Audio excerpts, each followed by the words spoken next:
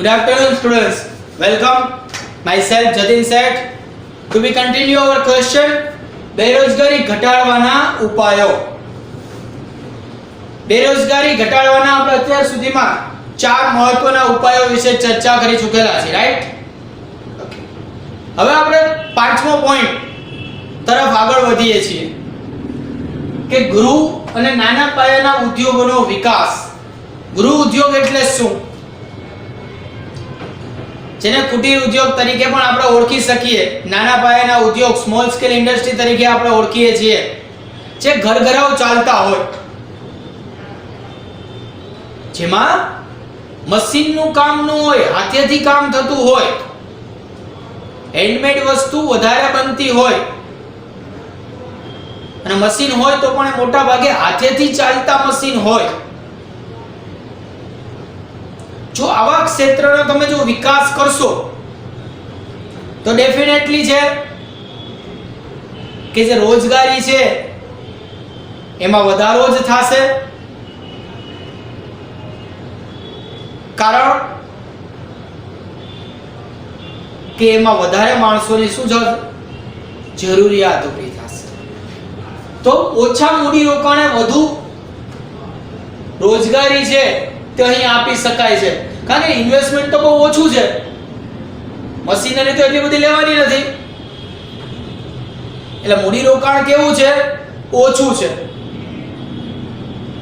સામે રોજગારી વધારે છે.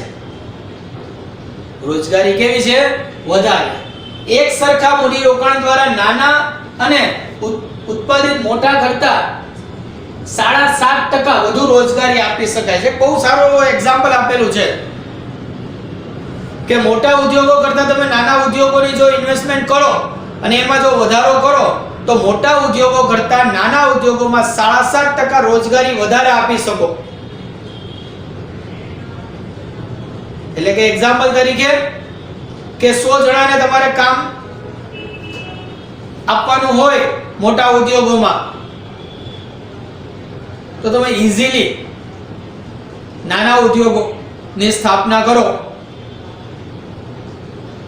તો 110 થી 15 લોકોને તમે કામ આપી શકો છો. ઇટ મીન્સ કે ઓલા કરતા તમે વધારે લોકોને તમે ઈઝીલી કામ ધંધે રાખી શકો છો. કારણ કે જે કઈ મશીનરી છે બધી હાથેથી ચાલે છે, માણસોની વધારે જરૂર પડે છે, તો રોજગારી એ વધારે તમે આપવાના છો. જેમ કે લિજ્જત પાપડ ઉદ્યોગ ગૃહ ઉદ્યોગ કહેવાય છે. શું કામ? કારણ કે હાલની તારીખમાં તમે આ જોવો તો હાથેથી પાપડ વણવામાં આવે છે. બાકી તમને ખબર છે કે પાપડ વણવાના મશીન આવી ગયા છે, પણ છતાં પણ અહીંયા હાલની તારીખે લેડીઝ બધા વર્ક કરે છે. વધારે વધારે રોજગારી આપી શકાય છે, કારણ નાનો ઉદ્યોગ છે, સ્મોલ સ્કેલ ઇન્ડસ્ટ્રી છે, એટલા માટે.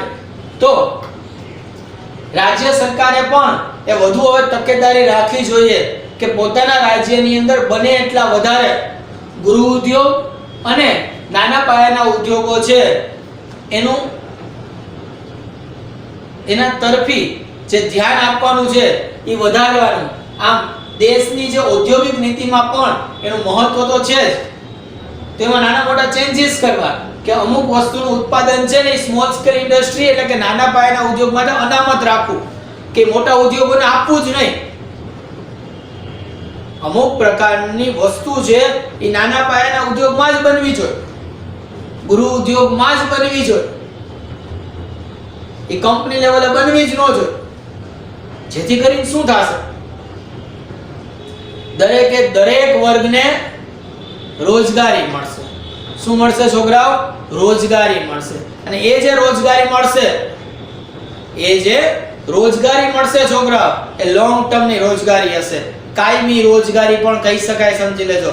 અને એમાં તમે થોડા નાના મોટા ફેરફાર કરો, જેમ કે નાણાકીય ફેરફાર કરો, સંચાલકીય તમે હેલ્પ કરો, ટેકનિકલ થોડી ઘણી હેલ્પ કરો, તો આરામથી ઈ ડેવલપ થાય. કેમ કે મુદ્રા યોજના આપણે બધી લોનની આની પહેલા ચર્ચા કરી ગયા છે. જો સરકાર દ્વારા આવી નાની મોટી યોજનાઓ થકી એને લોન આપવામાં આવે, ઓછા વ્યાજના દરની લોન આપવામાં આવે, ટેકનિકલ નાની મોટી સહાય કરવામાં આવે, સંચાલકીય નાની મોટી હેલ્પ કરી દેવામાં આવે તો ડેફિનેટલી છોકરાઓ આ બધી ઇન્ડસ્ટ્રી છે ને ઘણી આગળ આવશે. ને ઘણી વખત કેવું કે આ બધી ઇન્ડસ્ટ્રી પાસે પૈસા ન હોવાને લીધે, મની પાવર ન હોવાને લીધે એ નબળી પડતી હોય, તો જો એઝ અ ગવર્નમેન્ટ દ્વારા એને સહાય આપી દેવામાં આવે તો એ ઘણી ડેવલપ થાય. માટે આલો પાંચમું પોઈન્ટ શું કહે છે? ગૃહ ઉદ્યોગ અને નાના પાયાના જે ઉદ્યોગો છે, ગૃહ ઉદ્યોગ અને નાના પાયાના જે ઉદ્યોગ છે એનો શું કરવાનો છે? વિકાસ કરવાનો છે. એને શું કરવાના છે? ડેવલપ કરવા છે. જેથી કરીને શું થાય કે ભાઈ જે ગ્રામીણ કક્ષાએ બેરોજગારી છે એ લોકોને આજુબાજુમાં રોજગારી મળી જાય. ડન. નેક્સ્ટ આવે છે છઠ્ઠો પોઈન્ટ,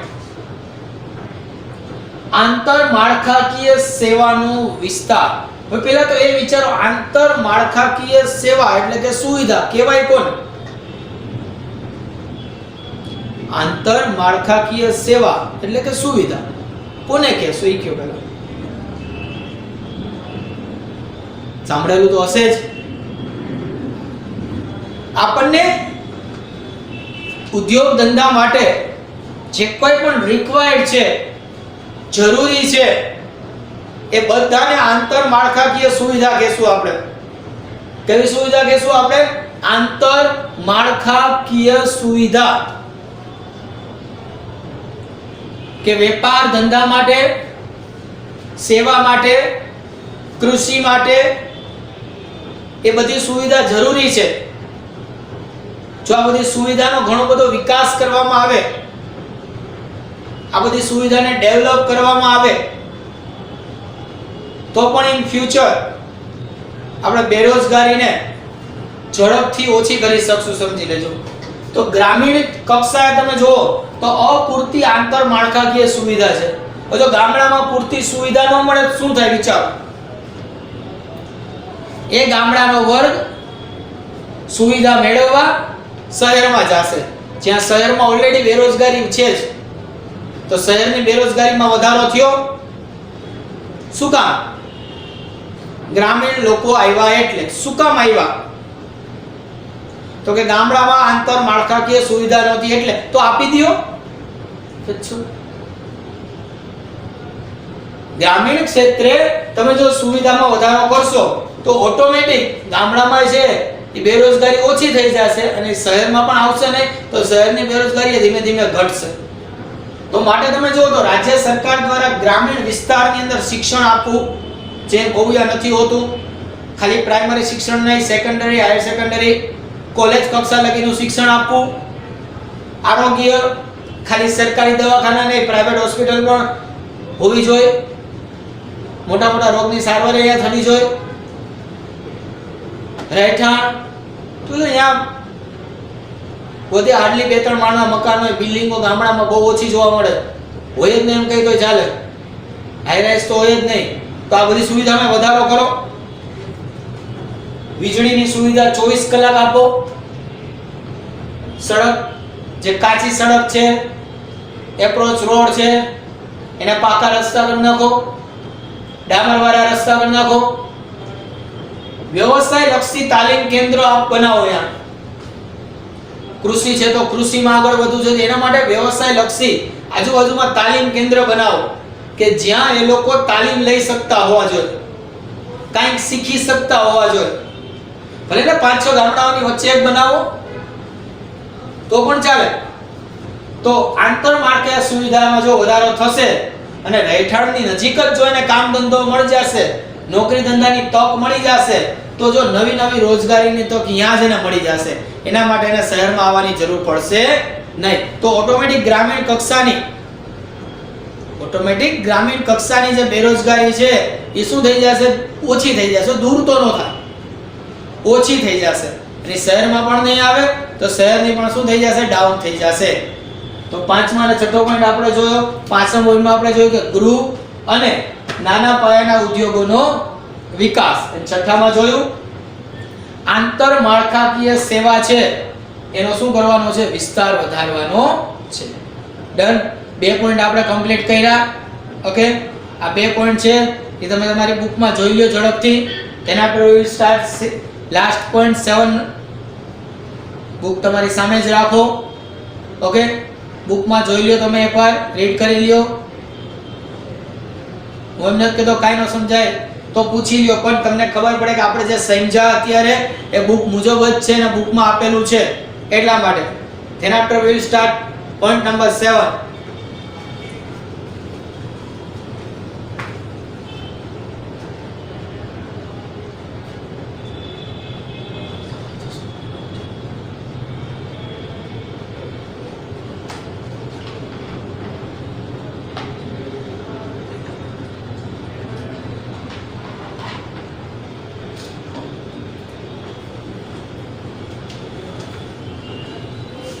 ઓકે વિદ્યાર્થી મિત્રો, તો તમે પોઈન્ટ નંબર 5 અને પોઈન્ટ નંબર 6 આ બંને જોયા કે જે બેરોજગારી ઘટાડવાના શું હતા ઉપાયો. હવે લાસ્ટ વન પોઈન્ટ નંબર 7, કૃષિ ક્ષેત્રે હરિયાળી ક્રાંતિનો વેગ અને વિસ્તાર વધારવો. કૃષિ ક્ષેત્ર એટલે ખેતી ક્ષેત્રમાં. તો ભારતની ખેતી વિશે બેઝિકલી ચર્ચાઓ કરી છે આપણે કે ભારતની ખેતી કેવી છે. વરસાદ પર આધારિત. વરસાદ કેવો છે? અનિયમિત, અનિશ્ચિત. ગ્રામીણ લોકોમાં શું નથી હોતું? તો કે એ લોકો પાસે શિક્ષણ નથી હોતું, તાલીમ નથી હોતી કે લોકો કૃષિ સિવાયનું વર્ક કરી શકે,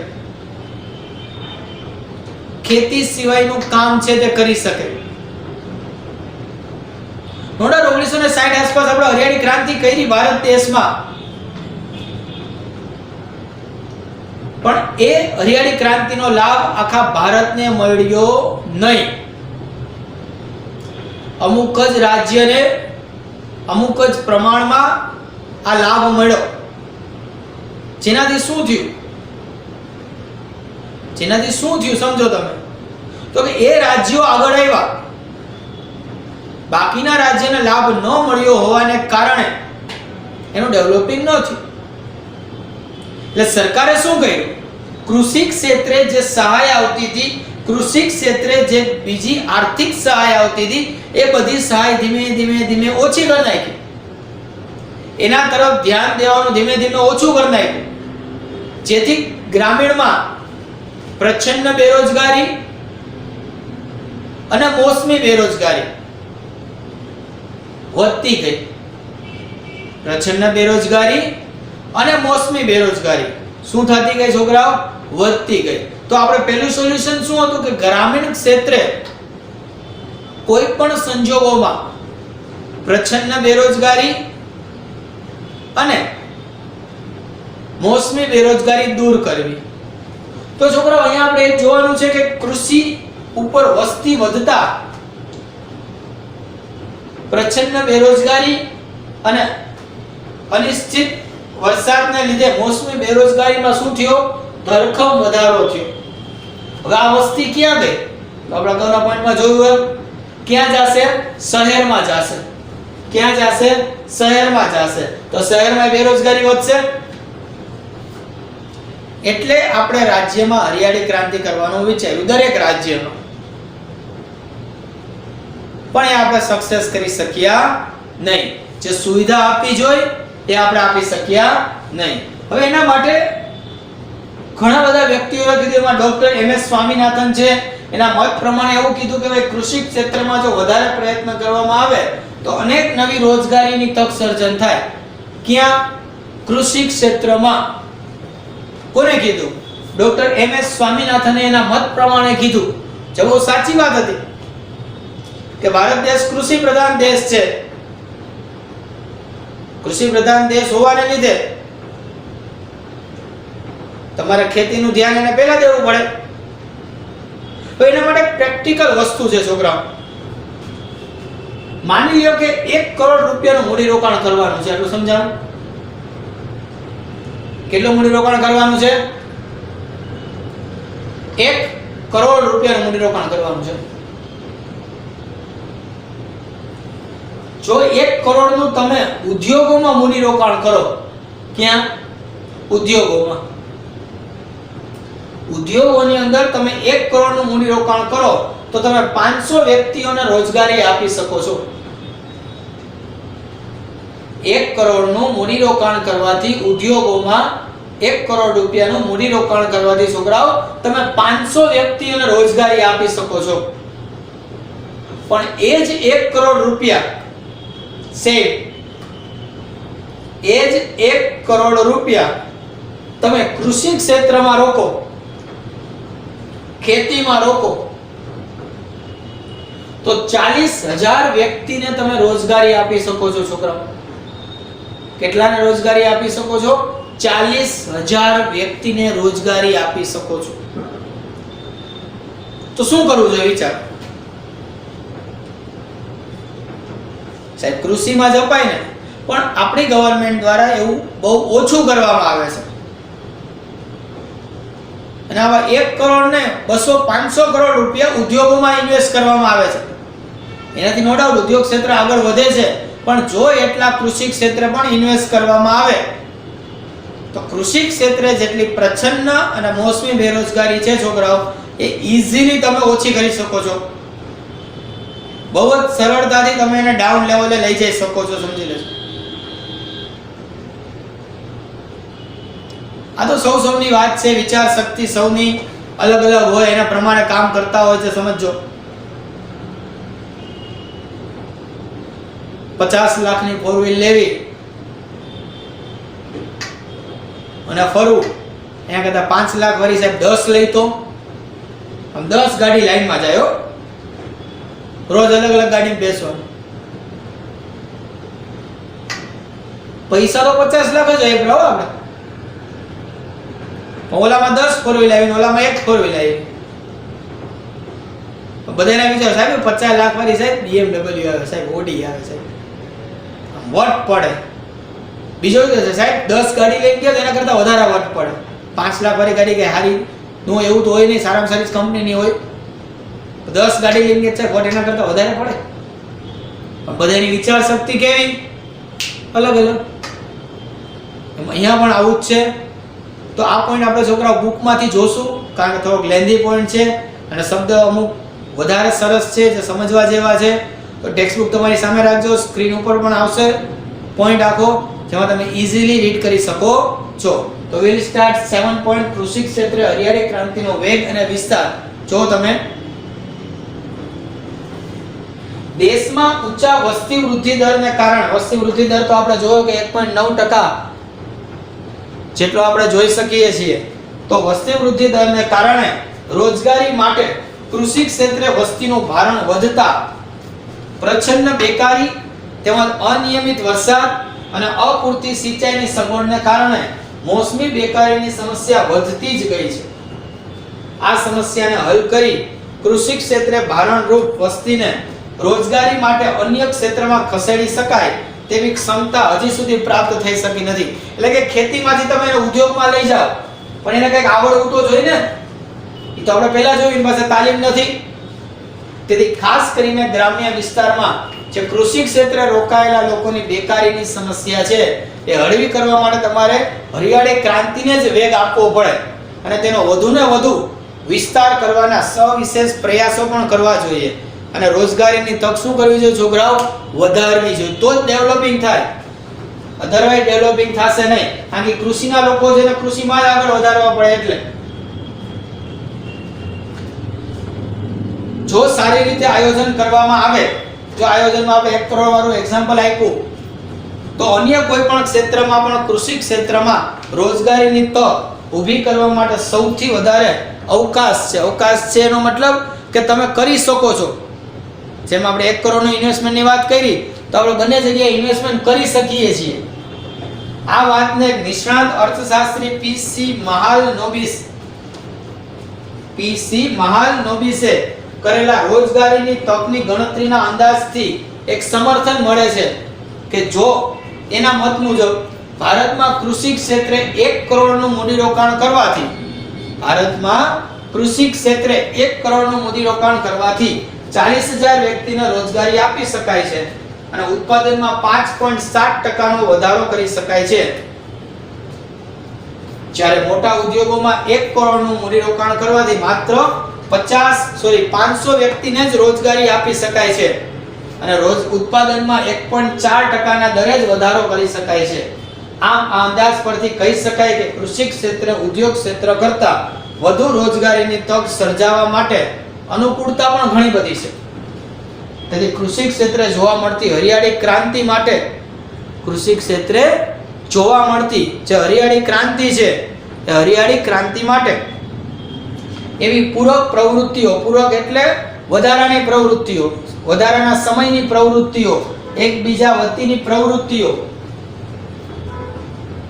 નાની અને મધ્યમ કદની સિંચાઈ યોજના, જમીન સંરક્ષણ, મિશ્ર ખેતી, વન વિકાસ, વધુ પાક લેવાય તેવી યોજના, વર્ષમાં વધુ વખત પાક લેવાય તેવું આયોજન કરવું, જમીનનું નવીનીકરણ કરવું એટલે કે નવી જમીન બનાવવી, તેમજ કૃષિ ક્ષેત્ર પર આધારિત ખેતી ઉપર આધારિત ગ્રામોદ્યોગ એટલે ગામડાના ઉદ્યોગોને વેગ આપીને રોજગારીની તકમાં વધારો કરી શકાય છે.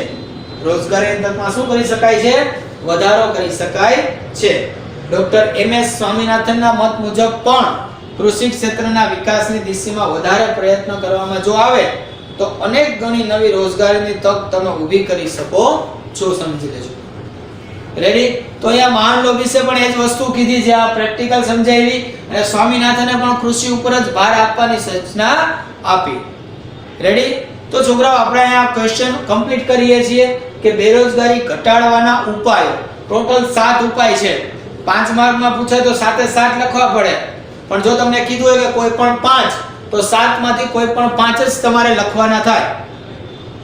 કાઈ નો કે તો બધા. 3 માર્ક્સમાં હોય તો તમને કોઈ 2 કા 3 જ પૂછે તો 7 માંથી કોઈ પણ 2 અથવા તો 3 ઉપાય તમે ઈઝીલી રાઈટ ડાઉન કરી શકો છો. રેડી? 5 માર્કનો ક્વેશ્ચન અહીંયા કમ્પ્લીટ થાય છે. ઈઝી રીતે જોઈએ તો છોકરાઓ અહીંયા આખું ચેપ્ટર આપણું પૂરું થાય છે. અને આના પછીનો ટોપિક આપણે આગલા વિડિયોમાં કવર કરેલો છે, એઝ યુ નો ધેટ, કે બેરોજગારીની સમસ્યા હલ કરવા માટે થઈ અને સરકાર એટલે કે રાજ્ય સરકારની કઈ કઈ યોજનાઓ છે. તો બેઝિકલી આખું ચેપ્ટર અહીંયા પૂર્ણ થાય છે. હવે આ ચેપ્ટરને લગતા અમુક જે વર્ડ્સ, એક વાક્યના પ્રશ્ન જવાબ અને નાના આઈએમપી પ્રશ્ન જવાબ હશે 2 માર્ક્સ કે 3 માર્ક્સના, એ આપણે નેક્સ્ટ લેક્ચરની અંદર છે તે કન્ટિન્યુ કરશું. રેડી? તો અહીંયા આપણે આ ક્વેશ્ચન ઓવર કરીએ છીએ. આજનો લેક્ચર પણ અહીંયા પૂર્ણ થાય છે. Thank you.